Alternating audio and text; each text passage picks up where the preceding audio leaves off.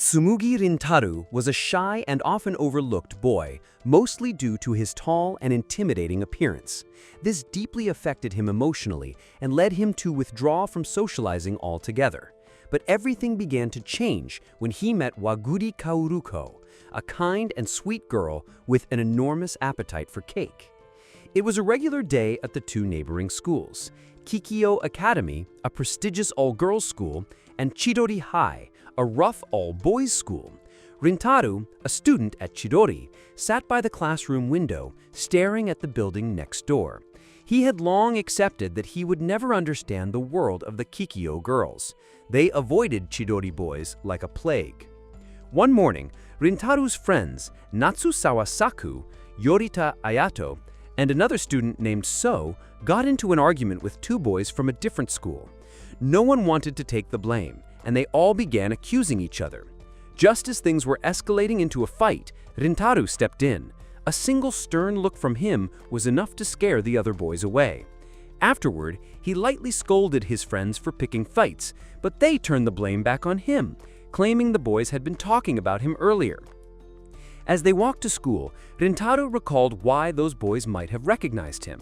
Not long ago, a couple were arguing in front of his house. After the girl slapped the guy and stormed off, Rintaru had approached the boy to check if he was okay. The boy panicked, mistook his concern for aggression, and fled, only to trip and hurt himself. After Rintaru told the story, his friends weren't surprised. They knew he was kind, but his appearance led most people to misunderstand him. As they passed by two Kikyo girls, the girls avoided eye contact, and one of them dropped her handkerchief. Trying to help, So picked it up and tried to return it. The girl glared at him and told him to throw it away. She didn't want anything to do with boys from Chidori. So pretended not to care and said she was probably just too shy to talk to someone as handsome as him.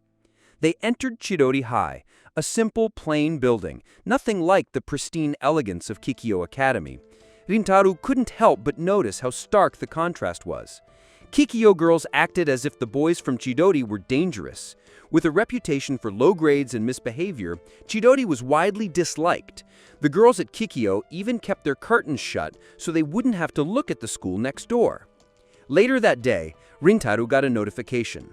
He had to work and declined his friend's invitation to hang out. As heavy rain poured, he ran to the cafe where he worked. His boss, who also happened to be his mother, Tsumugi Kyoko, greeted him. Rintaru nervously asked if it was okay for him to serve customers, worried that his appearance might scare them away. Kyoko reassured him with a smile.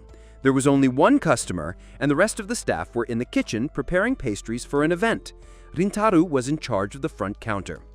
While setting up, he noticed a wet umbrella at the entrance and saw a girl sitting alone. She appeared to be a middle schooler and was surrounded by empty cake plates. When she caught him looking, her face turned red and began choking. Without hesitation, Rintaru rushed over with a glass of water. She quickly drank it, but seemed deeply embarrassed. Before he could say anything, she thanked him and ran out. That evening, while closing up, Kyoko casually mentioned that the girl was Waguri Kaoruko, a regular customer. Rintaru felt even worse, fearing his presence had scared her away. But Kyoko laughed, saying Kaoruko didn't seem like someone easily frightened. If anything, cake would bring her back. The next day at lunch, Rintaru sat alone, lost in thought. When his friends came over, he told them to go ahead without him. Saku, watching him walk away, wondered why Rintaru never opened up. Later, while relaxing at home, Kyoko came in with unexpected news. Kaoruko was at the cafe and wanted to speak with him. Still in his casual clothes, Rintaru rushed downstairs. Kaoruko greeted him and surprised him by offering to treat him. A few minutes later, he was sitting across from her with a slice of strawberry cake and a drink. She apologized for running away the day before. Rintaru tried to decline the treat, but he noticed her eyeing the cake. Gently, he pushed the plate toward her. Though hesitant at first, she gave in to temptation and began eating happily. Kaoruko explained that she hadn't planned to eat so much the day before. She thought she was alone and could enjoy herself, but being caught mid-binge had embarrassed her. It wasn't fear that made her flee, it was shame. She also admitted that she had seen Rintaru working at the cafe before and had always been curious about him. Her heart had raced when he approached her, not from fear, but from nervousness. Rintaru was stunned. Most girls avoided him or feared him, but Kaoruko's words were completely different. Her small confession lingered in his mind, and his face grew warm with unfamiliar emotions. As they were about to part, Kaoruko bought another slice of cake and said she would walk to the station on her own. Before leaving, she turned and gave Rintaru a warm smile, saying she never thought he was scary. Then she disappeared into the night. Unbeknownst to them, two boys nearby had been watching everything, and they didn't look friendly. Back in his room, Rintaru sat in silence. Her words echoed over the years of cruel remarks he had endured. But that peaceful moment didn't last long. Kyoko suddenly burst into his room holding a familiar box.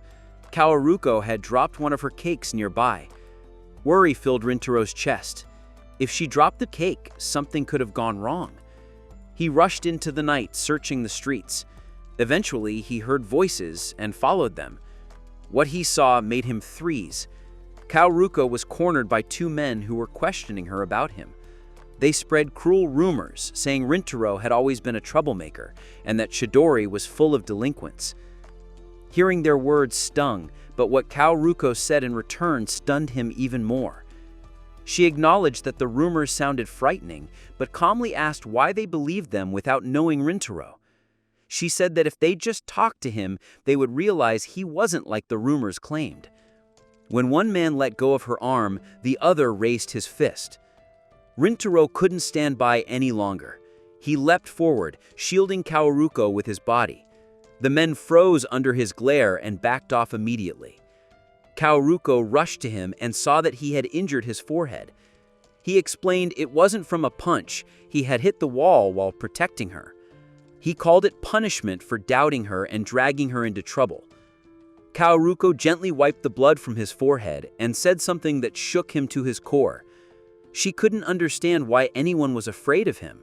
He clearly seemed kind. She refused to accept his apology and simply thanked him.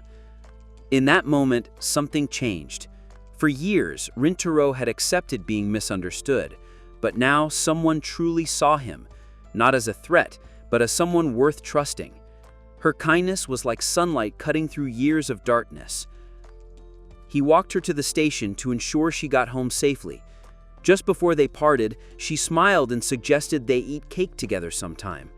Surprised but quietly pleased, Rintaru nodded. The next morning, he arrived at school earlier than usual.